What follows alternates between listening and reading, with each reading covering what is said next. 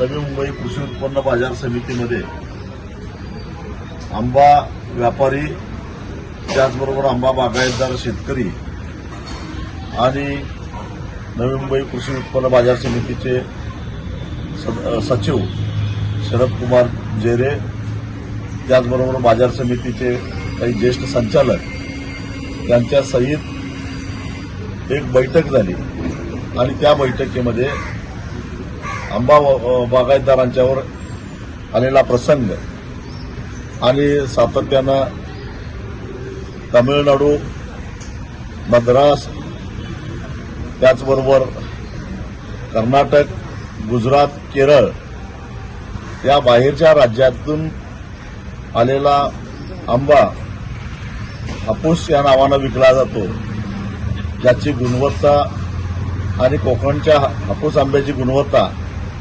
याच्यामध्ये जमीन आसमानाचं अंतर आहे. पण त्यामुळं जी हक्काची बाजारपेठ आहे कोकणच्या, विशेषतः देवगड, रत्नागिरी आणि वेंगुर्ला हापूसच्या आंब्याची जी हक्काची बाजारपेठ आहे ती कुठेतरी विचलित व्हायला लागलेली आहे. ग्राहकांच्या मध्ये गुणवत्ता कमीचा आंबा पुरवल्यामुळं नाराजी निर्माण व्हायला लागली आहे, त्याचा विपरीत खपावर परिणाम व्हायला लागला आहे. तेव्हा या बाहेरील राज्यांना, विशेषतः बाहेरून आलेला जो आंबा आहे तो कोकणचा हापूस म्हणून जो विकला जातो त्याच्यावर कडक कारवाई करण्यात यावी. व्यापारीने सुद्धा याचं भान ठेवावं, अन्यथा आम्हाला त्याच्या विरोधामध्ये आंदोलन करावं लागेल. त्याचबरोबर यावर्षी आंबा बागायतदारांना व्यापाऱ्यांनी जे काही अॅडव्हान्स दिलेले आहेत त्याच्यावर 18 ते 22% व्याजाची आकारणी केली जाते.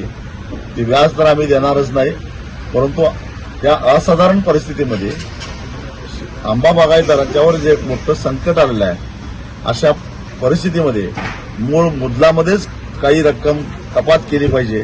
कारण सरकारनं वाऱ्यावर सोडलेला आहे, व्यापारी मोठा झाला आहे तो शेतकऱ्यांच्या जीवावरच झालेला आहे.